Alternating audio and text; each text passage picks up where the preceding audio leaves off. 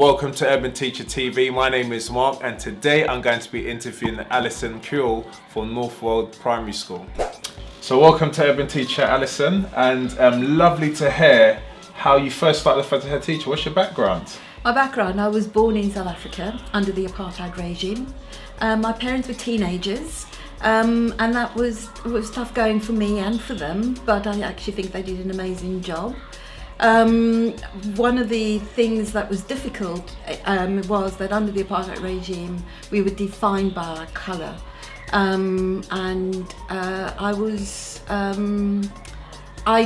watched my dad kick against it because he was a rebel with the cause, and I know that he took huge risks so that he created opportunities for himself and for us, so that we could break out of the regime. I didn't talk for quite a long time, and then went straight into talking in sentences, so I was clearly listening. But I was also an early reader, so I went to school early. It was a really, really tough school. So it was a cake-coloured school. And what is cake-coloured? A cake-coloured basically means that you are of mixed heritage. Okay. I call myself a black African woman because I'm not half caste, and I'm not mixed. I'm a black woman. So my birth certificate could have been what defined me. Went to Cape Coloured School, and of course it was a segregated school. Class of 60. I went back not so long ago, and nothing's really changed. Still wearing the same uniform as it happens. It was a very, very harsh environment, so physical corporal punishment was used. You were also assessed in a particular way. So I was in an English class, but I had to pass English, Maths and Afrikaans to go up each academic year.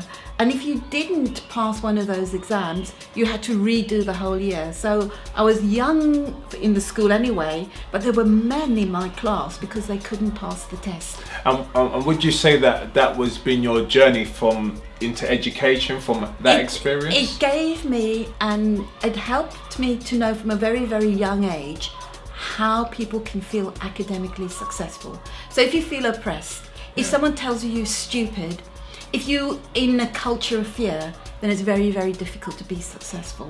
And so that kind of started on. Eventually came to England, and I can remember not wanting to do teaching because a lot of the women in my mum's family are teachers, and I felt guilty because all these sacrifices were made for me to come to England. And I was the first person to get a degree in my family. So I kind of thought I should be doing bigger things. And then I fell into teaching, and there's a passion.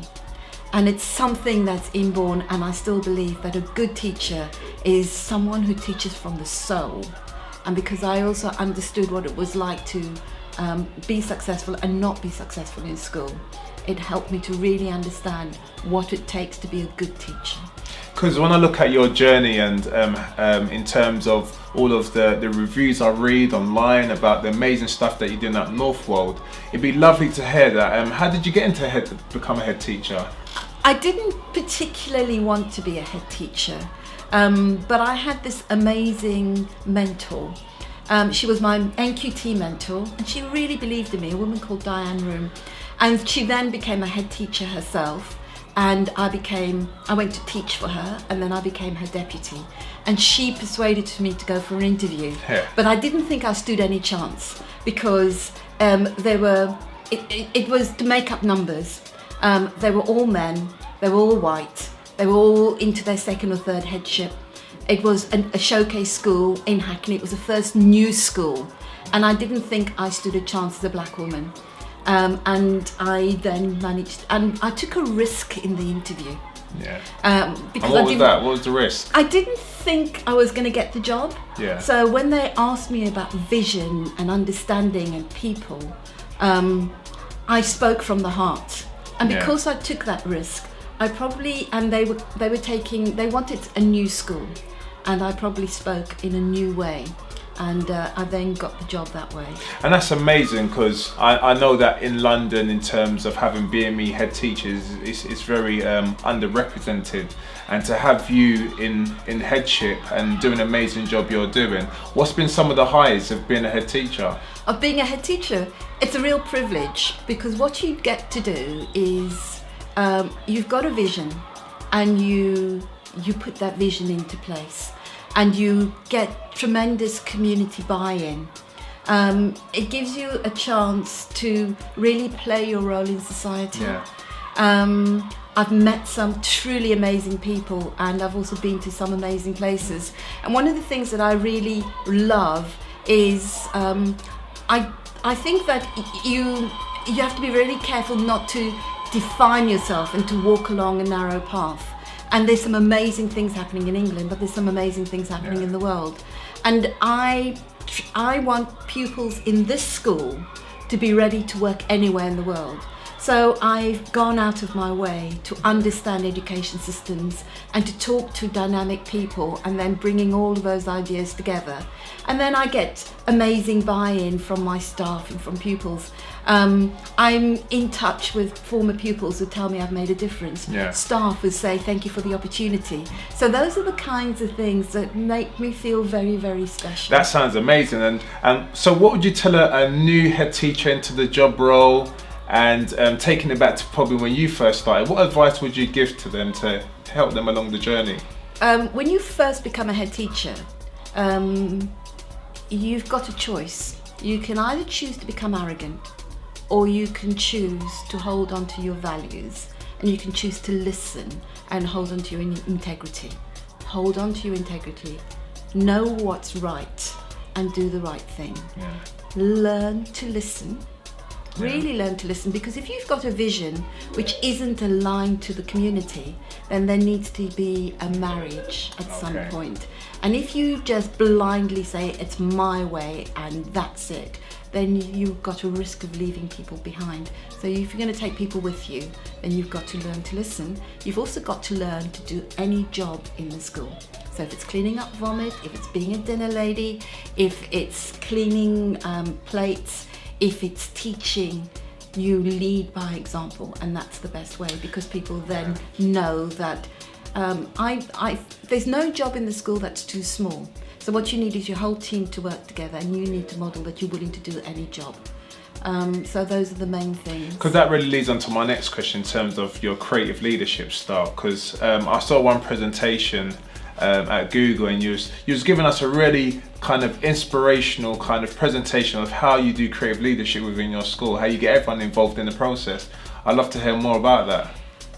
Okay, so at the moment there's a lot of talk about cruising schools. So if you play safe and you do the traditional thing and you narrow your vision, you're going to end up with a cruising school, and there's a risk that you will never reach your true potential. My dad was a risk taker, and that's why we managed to get away from the apartheid regime. Yeah. And I was brought up to believe that you don't let others define who you are or define your vision. Yeah. So I've learned to do that. Yeah. So I'll take risks. I want to see what's going on in the world. Yeah. I want to bring the best practice. I want to learn to listen. I like working in collaboration with really, really interesting people. So I will take calculated risks. I love doing things differently. Yeah. One of the things that I know I think differently, and I come up with really crazy ideas, but I also have an amazing leadership team.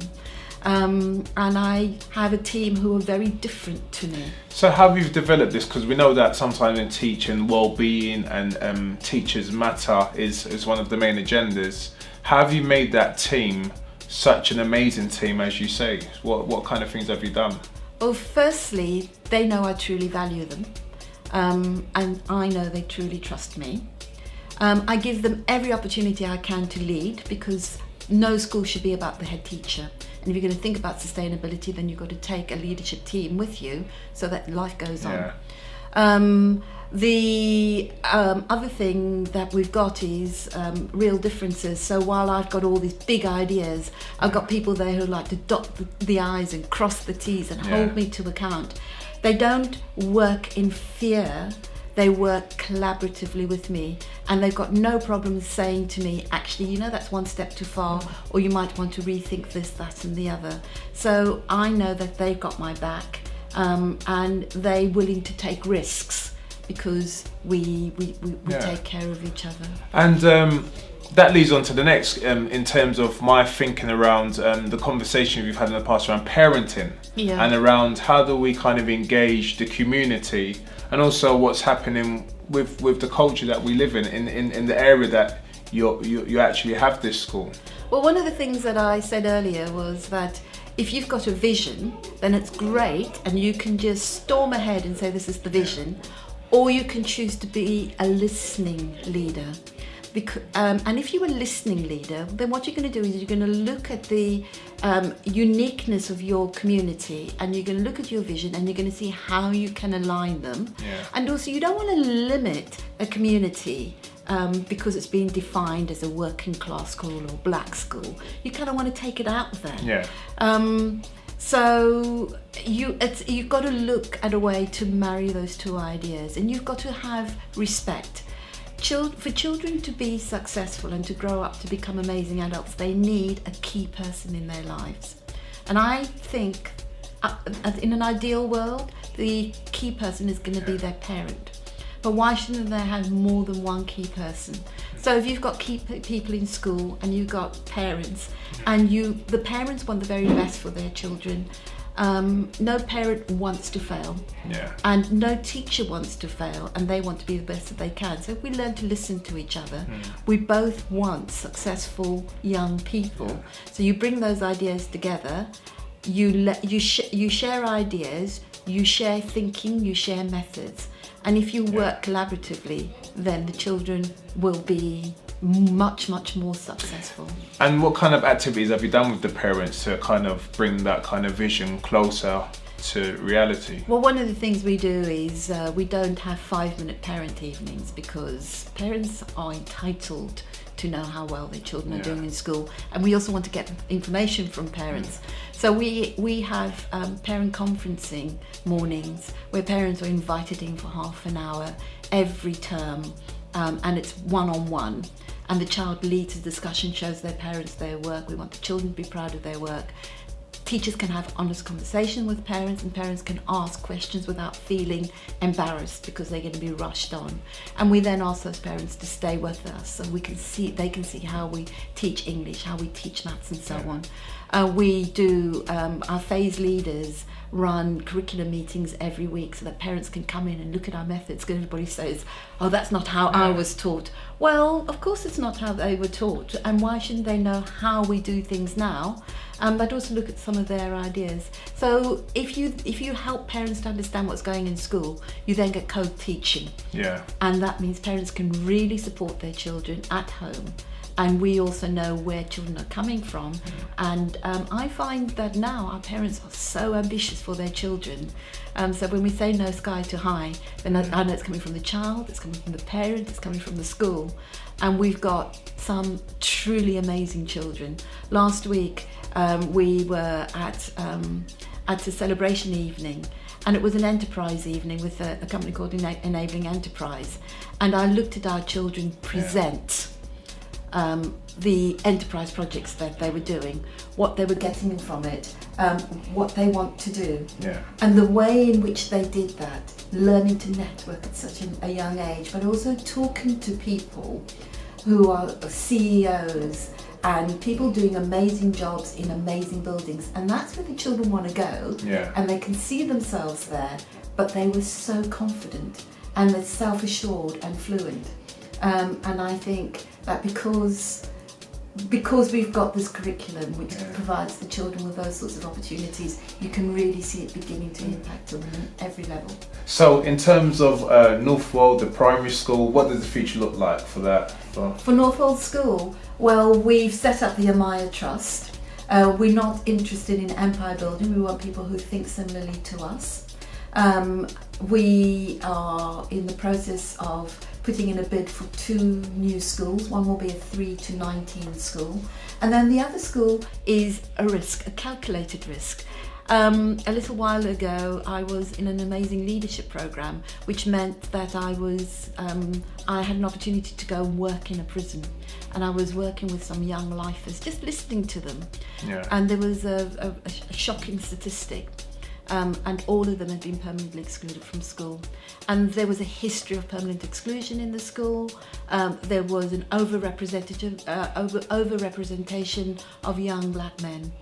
And they felt that when they were excluded from school, that was the end of so many things. And it was really hard for them to be reintegrated.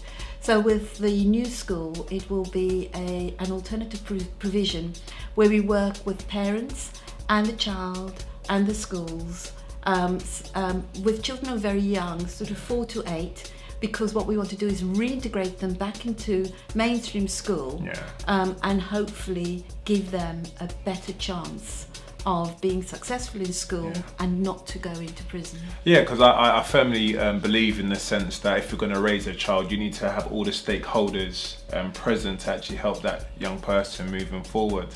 And I've been really inspired by some of the things that I've heard from you today, and I really thank you for coming to Urban Teacher to share some of that experience, and hopefully people listening on will aspire to, one day become like the Alison Kriel from Northwold Primary School. So thank you very much for being on Urban Teacher TV. Thank you, Mark, and it's been a real pleasure to talk to you. Thank you.